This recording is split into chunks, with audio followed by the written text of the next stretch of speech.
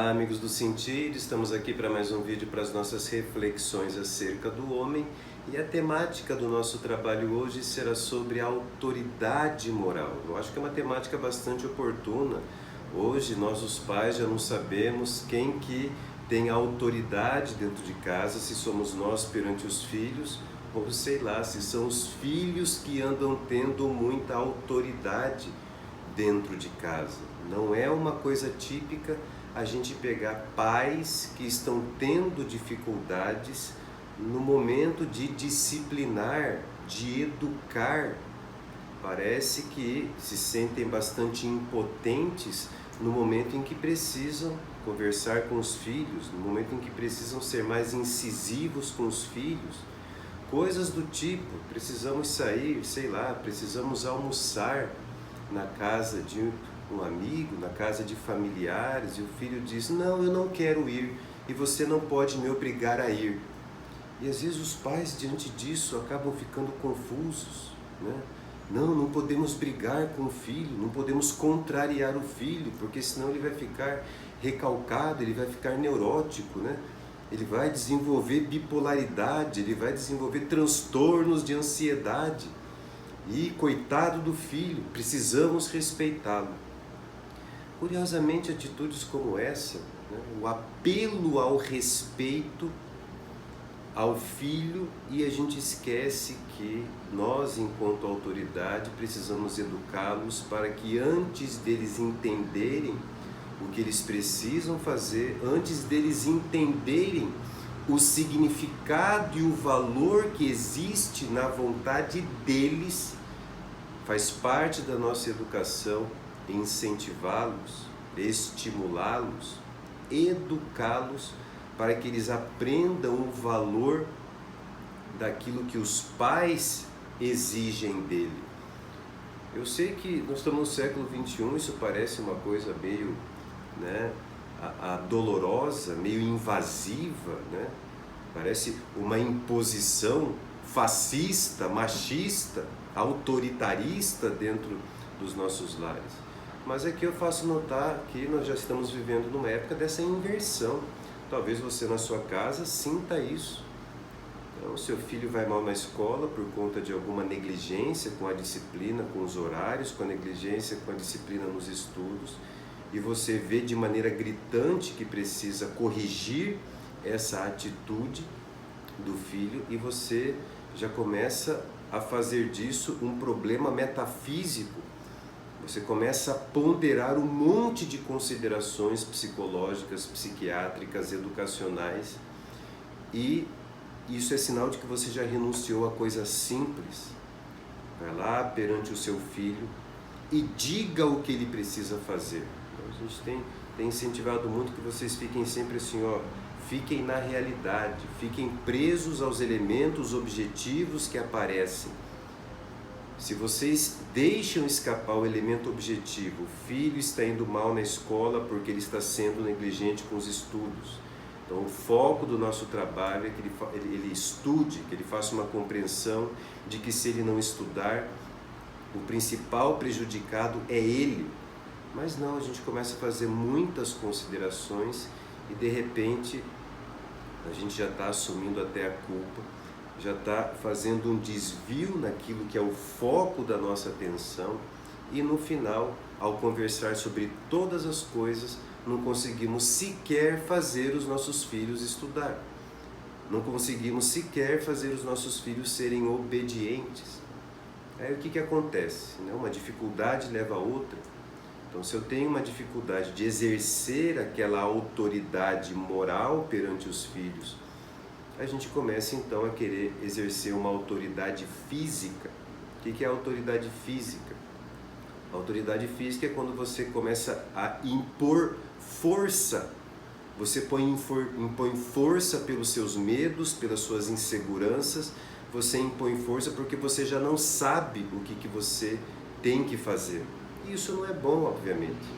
Porque, claro, pelo simples fato de você ser um pai e ser uma mãe, alguma autoridade vem de brinde com essa paternidade e essa maternidade. Mas se você faz mau uso dessa paternidade E dessa maternidade você acaba criando e fortalecendo nos filhos uma rebeldia, um descrédito em cima da sua missão, da sua função de pai e mãe dentro de casa.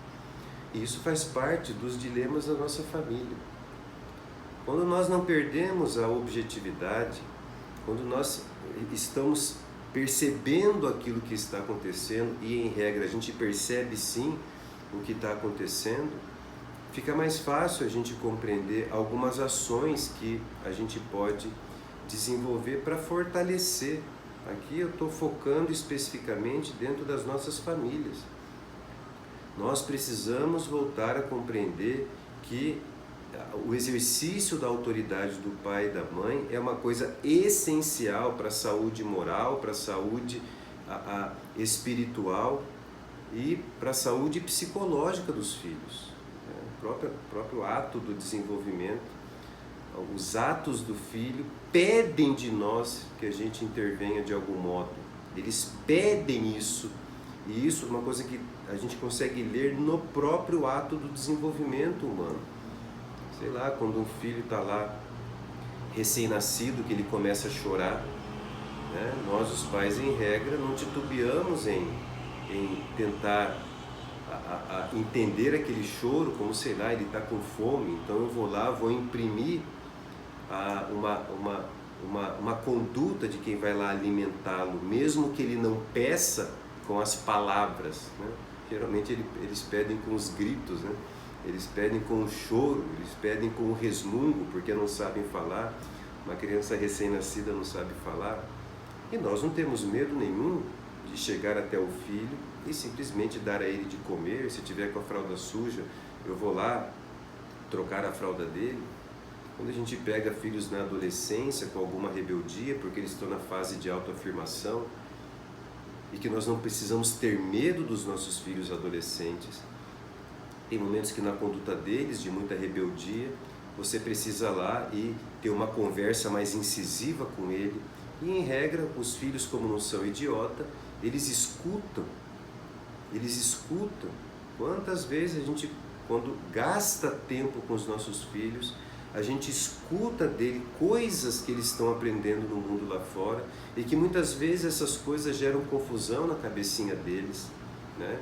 Então, sei lá, você tem uma educação voltada para os valores, mas seu filho está voltado para uma sociedade, para uma escola, para as atividades extradomésticas, que são uma cultura do antivalor, né? Então, já com seus amigos, outros adolescentes, eles têm uma conduta que às vezes nossos filhos ficam de algum modo atraídos por aquele estilo de vida, e que quando chegam dentro de casa começam a colocar em risco toda a formação que nós estamos dando. Então essa rebeldia, entre aspas, na adolescência é muito comum, porque é claro, uma hora seu filho vai sair de casa, uma hora seu filho vai conhecer o mundo lá fora, e isso está acontecendo de maneira cada vez mais precoce.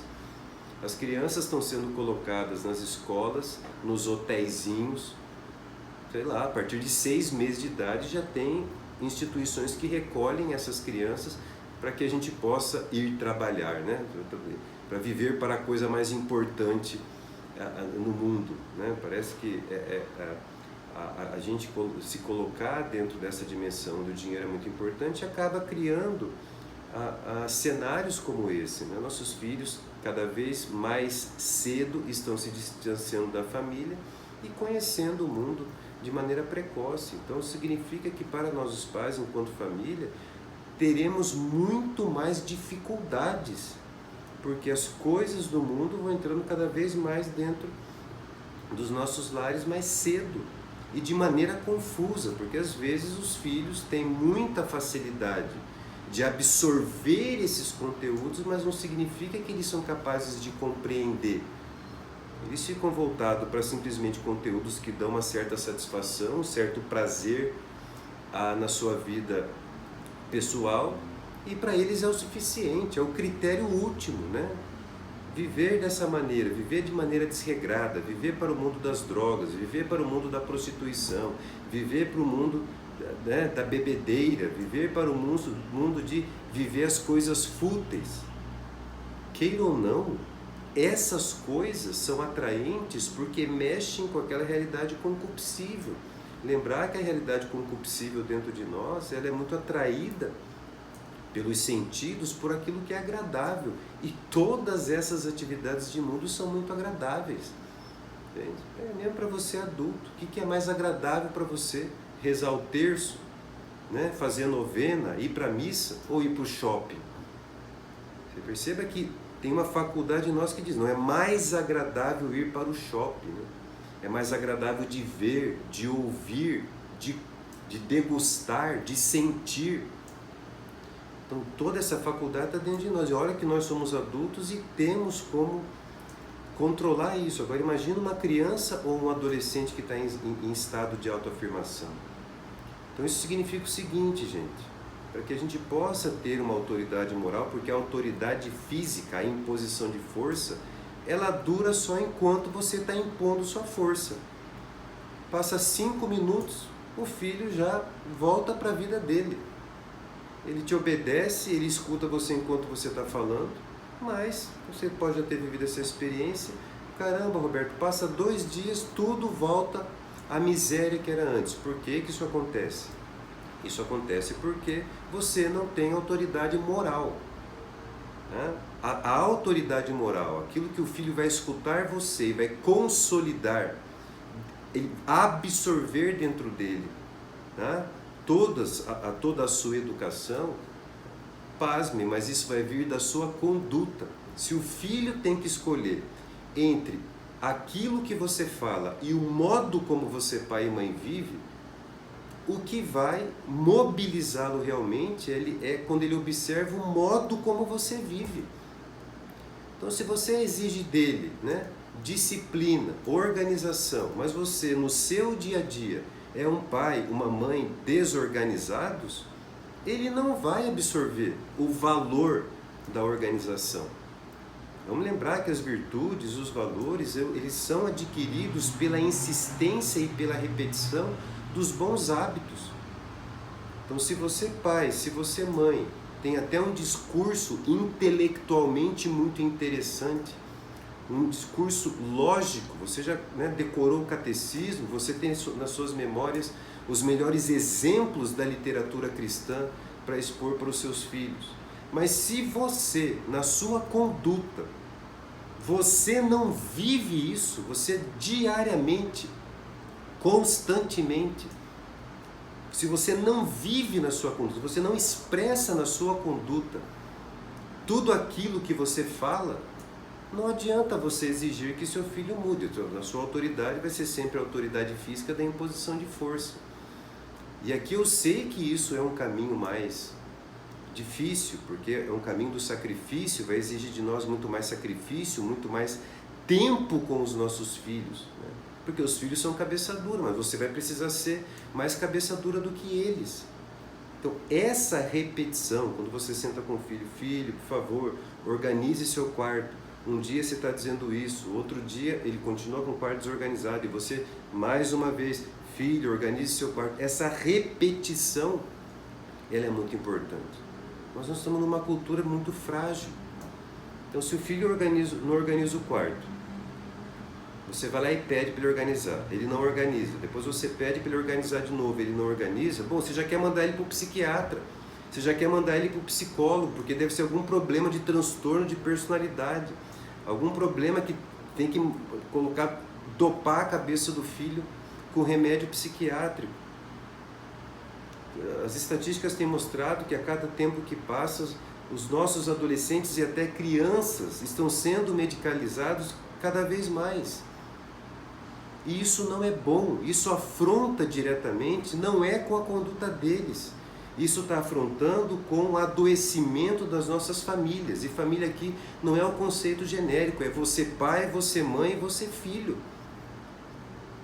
Então, o exercício que a gente tem no nosso dia a dia, de poder fazer com que as nossas condutas sejam sempre cada vez mais compatíveis com a fé que nós professamos, com as verdades que nós aprendemos, isso é uma coisa que nós precisamos gastar tempo e reflexão.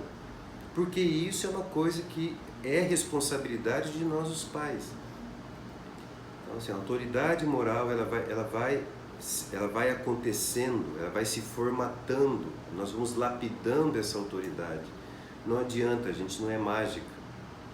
Quem falar para vocês que consegue dar uma receita mágica para a educação dos filhos, caem fora disso. A responsabilidade ela é nossa. Trata de nós arregaçarmos as nossas mangas, termos a coragem de poder, em cima do que é, porque não somos privados da verdade, mas de que nós não nos poupemos dos sacrifícios que vai exigir na nossa conduta diária, né?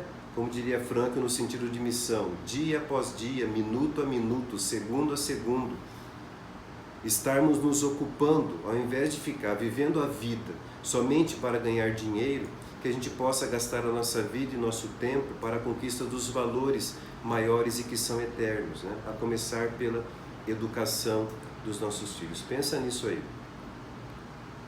Tá? Para de enriquecer sua inteligência só de conteúdo. Isso é muito importante, a gente estudar, a gente ir atrás das informações e do conteúdo verdadeiro que dizem respeito à nossa alma. Mas esse é só o primeiro passo.